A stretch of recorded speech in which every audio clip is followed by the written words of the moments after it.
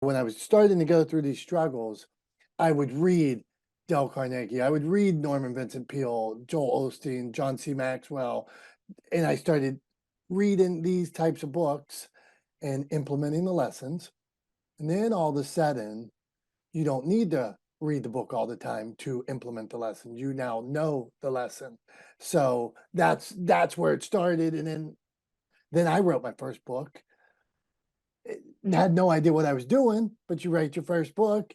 And I thought I had something unique to say. It was about getting beat up and going broke. And that's where it started. That's a Cliff Notes version. Greetings and salutations. Welcome to the Audacious Living Podcast, where our ongoing goal is to help our listeners live their best audacious lives ever. Thank you so much for being a part of our journey and joining us here on today's episode. Truly appreciate the support and thank you for being here. Now, in the same fashion, a ship navigates through stormy seas, making tough decisions within ourselves requires strength, courage, and an unwavering determination. In today's episode, we dive deep into the theme of resilience and perseverance with our guest, Dominick Domasky. Dominick is a seasoned author, motivational coach, and founder of Motivation Champs, which is a platform he founded aimed at helping authors, write their books and bring them to market, among other things. Based out of Pittsburgh, Pennsylvania, he's helped hundreds of individuals in their journey towards self-discovery and personal growth through his own inspirational work. Dominick's experiences with overcoming failure and guiding others through challenging times make him the perfect fit for today's conversation when we think about the power of following one's passions and resiliency. It really is a great conversation that I think you'll all appreciate. So without any further delay, here's Dominick. Enjoy.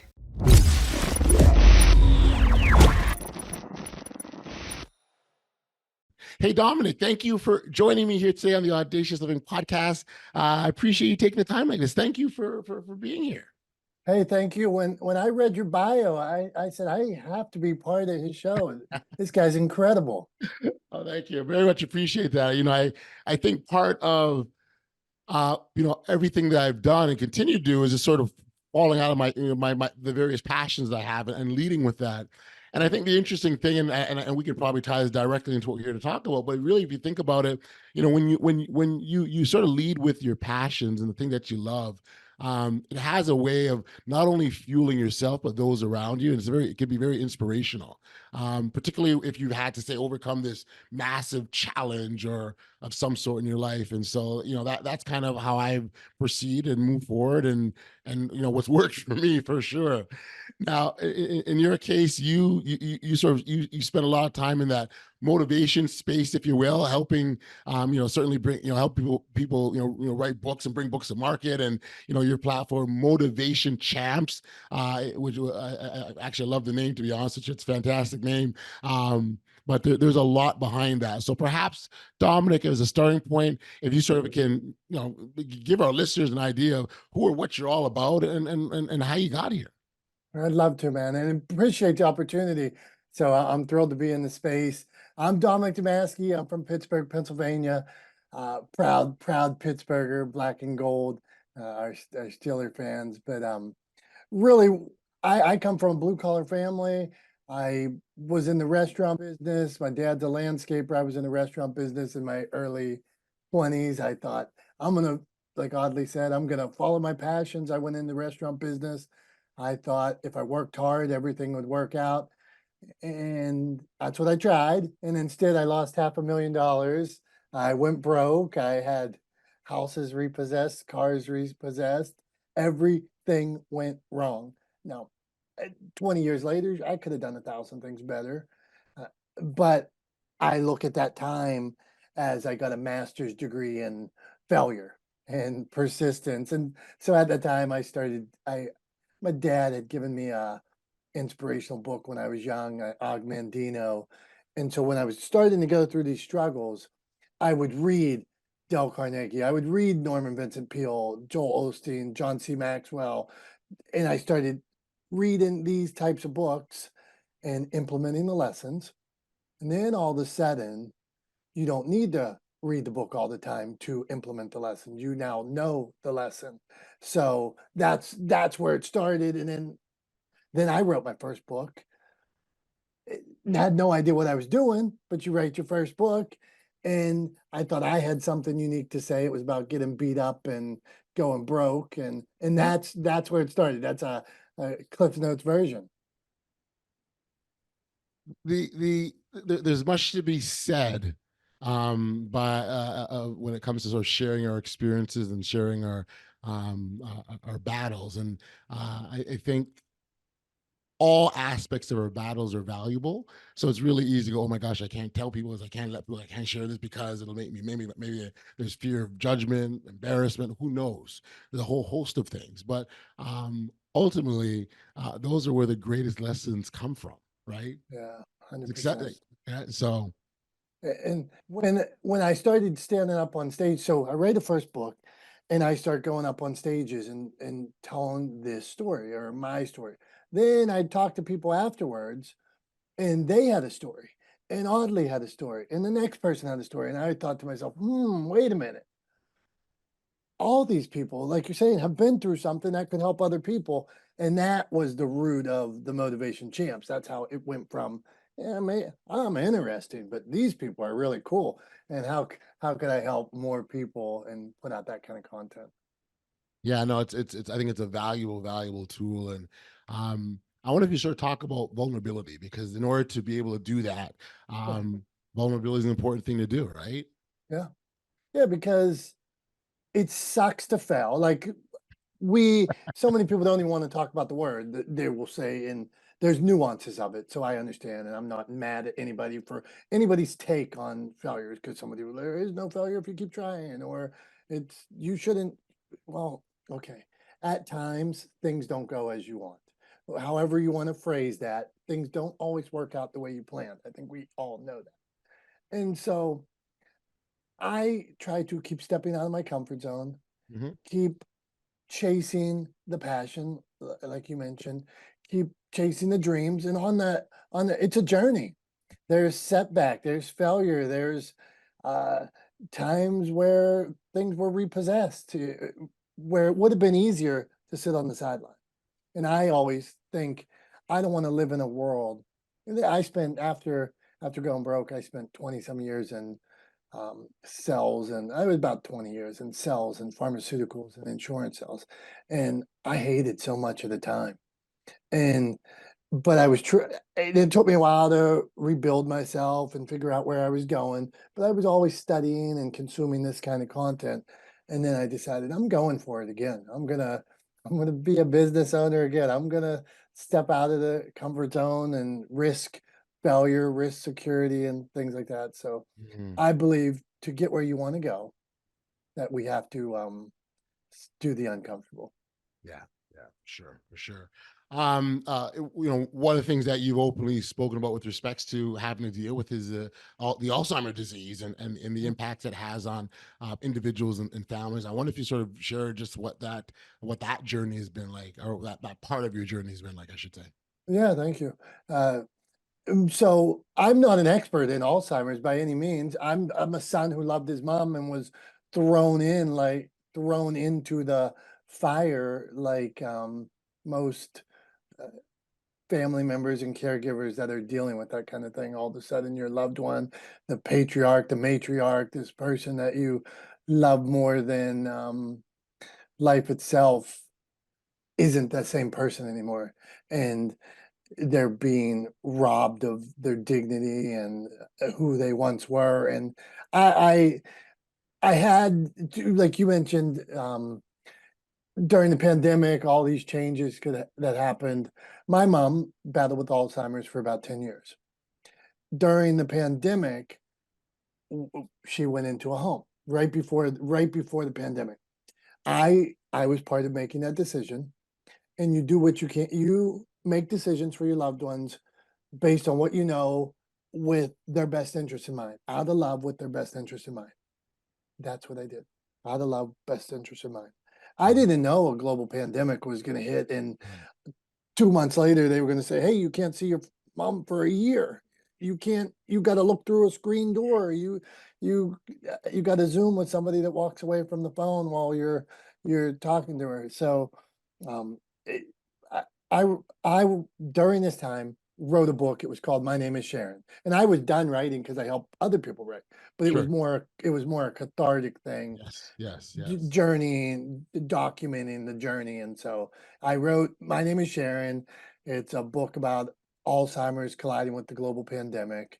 And now, a couple years later, I'm speaking on Alzheimer's. It's in some libraries, and I have a screenplay, first draft completed, where I pivot and talk a little more. It's my mom's story mixed with 2020 and all the divisiveness that was going on there as well. So we'll see what happens. Maybe we can share that story with more people.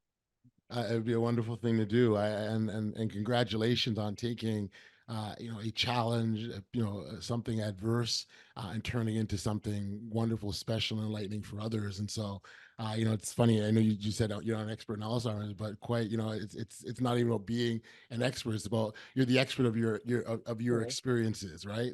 And so no one knows that better than you. No one understands the impact better than you, and how that felt. And when you start talking about the feelings aspect, I'm not telling you anything here you don't know this, but when you talk about the feelings aspect, that's the best way to connect with others, whether you're sharing your story directly verbally or they're reading it in a book. Yeah, absolutely. I'm a big believer, although I am a publisher of books.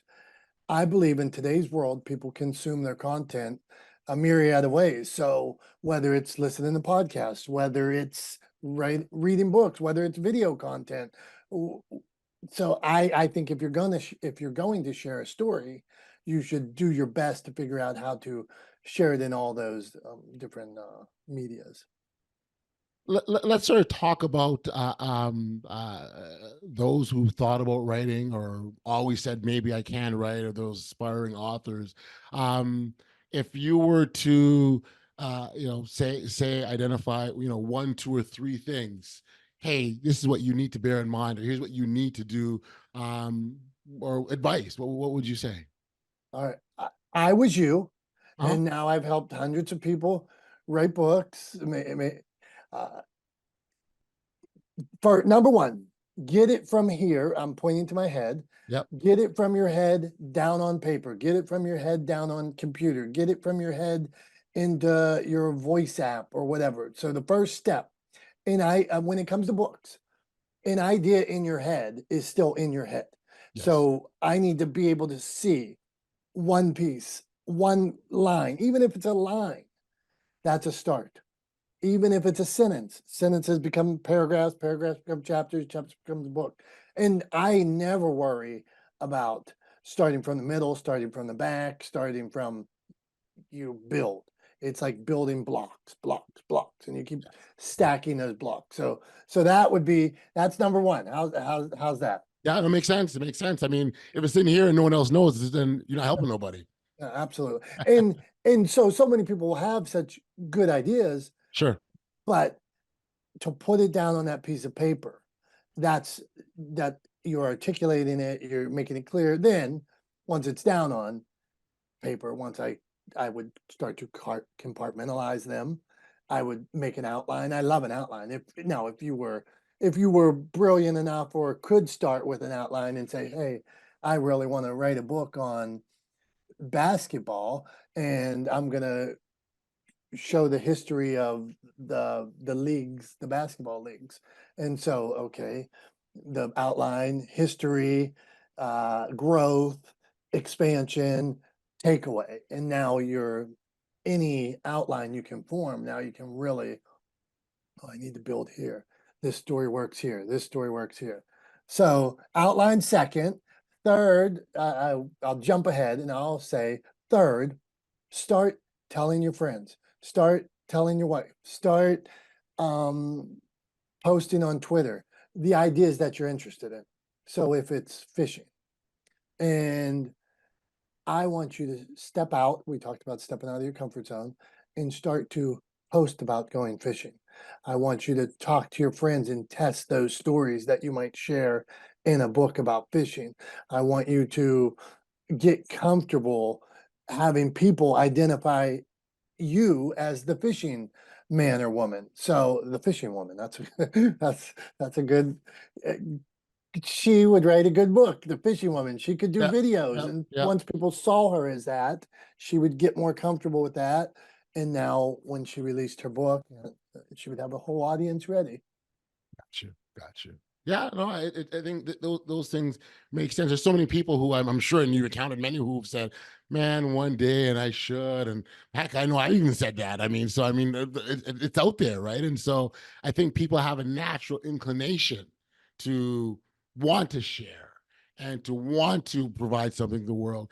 It's not even because it's well, it could be for some, but I want to be this famous person. I just want to give to others. That's where a lot of it comes from. And I think that's a wonderful place, starting point. I think that's the best place to start from. If you could, if you could help one person. So I have an author, Debbie Griffiths, who she's from, I think it's Santo Rancho Margarita or something in California. And she had a battle with domestic abuse. And she was beaten down, and excuse that language, she was so defeated that at one point she tried to take her life. Mhm, mhm. Now, 30 years later, she just retired, she's recovered, she has a beautiful family, she's strong, and now she helps other women. Her goal was to help one person. And if Mm. she helps one person, think about the win. So many times you could like, okay, there's different reasons to write a book. If somebody wants Yep. to write a book to supplement their business, or because they're a business coach and they want to teach people principles, and but most of the time, if you strip that back, it boils down to, like Debbie, helping one person. Well, if I could help one person not go through what I went through, then they win. And you had mentioned following your passions. If you follow your passions, well, it becomes a simpler journey because you have like this beacon, a lighthouse always pointing you in the right direction. Passion. I'm going there. I care about this. Like, so for me, I want to share inspiration, positivity, and smiles 24/7 and help as many people as I can do that. So hanging out with you today. Well, you're doing the same thing. You're helping people via podcast. What better place could I be today than hanging out with you? If I help somebody write a book today, if I help a father help other fathers, well, how perfect is that? Right, right. If I help a veteran that wants to share principles that he learned from generals and things like that, well, how is that not inspiration? So me, I follow that passion, and then I'm able to use that as my guiding light. I love it. I love it. Where did that start for you? Was that always the mission? No, I feel like when I when I went broke, and I I can reflect back to as a kid getting beat up or having buck teeth and getting made fun of, or being looking like ET. I looked like ET. But I probably wasn't always the nicest person. And so over time you start to develop empathy and grow as a Sure. person, and see that like I mentioned to start off with, things don't always work out the way you plan. So the more things like that happen, the more empathy I got. So as when I wrote the first book, I started thinking after going broke that I had something to say. Like it was different. It was about getting beat up or going broke or getting cut from the team. And then that was about me. Regretfully, it was about me. Right. But I learned right off the bat, listen, like this person has a story, this person has a story. Well, rather than competing with them, there were so many cool people out there, so many amazing stories, that I really became hyper focused. And well, to scale, to grow, to help more people, I just need to help more people. It could be infinite. So whether I'm out, I do a show on regional cable, and me and a buddy go out and bike and hike. Me and a friend go out and bike and hike all over. Well, that's still inspiration. We go on and off the trails.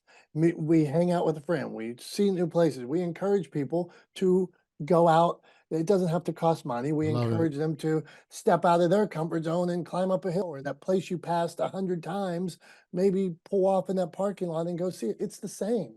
So so for me, inspiration, whether it's video, whether it's helping people read books, whether it's hanging out with you, it's all sharing inspiration. And so I'll just keep trying to find more. I mentioned like the book about my mom, or writing a screenplay. It's the same, because somebody somewhere is scrolling through Netflix or something like that. Look at they didn't have a good day yesterday, or today started off bad, and they're looking for something to lift them up. And hopefully that I want to live in a world where 20 years from now, people open the door for each other, smile at each other, and and there's no divisive content and people stoking the fire. And maybe the content that we're able to put out contributes to that. Inspiration is definitely everywhere. There's no doubt about that. Yeah. And you articulated that. That's awesome. That's so good.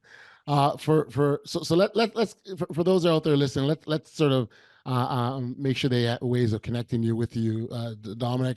If someone is interested in learning more, following that passion of writing a book, where can we send them? Well, bring it on. And I encourage you, go for it. But you can find me at Motivation Champs, and at Motivation Champs, or www Motivation Champs, wherever across social media. Another place we try to be 24/7 is, so if you look on any of these platforms, I'm doing my best, and we're doing our best to put out inspirational content 24/7. So look us up anywhere. If you can remember Motivation Champs, look it up and send us a DM on one of those places, or schedule a complimentary one-on-one, and we got you.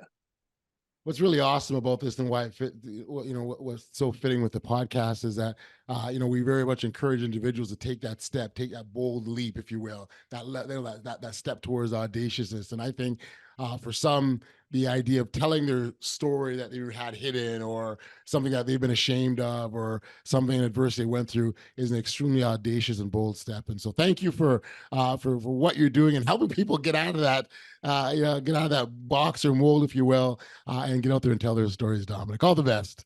Thank you.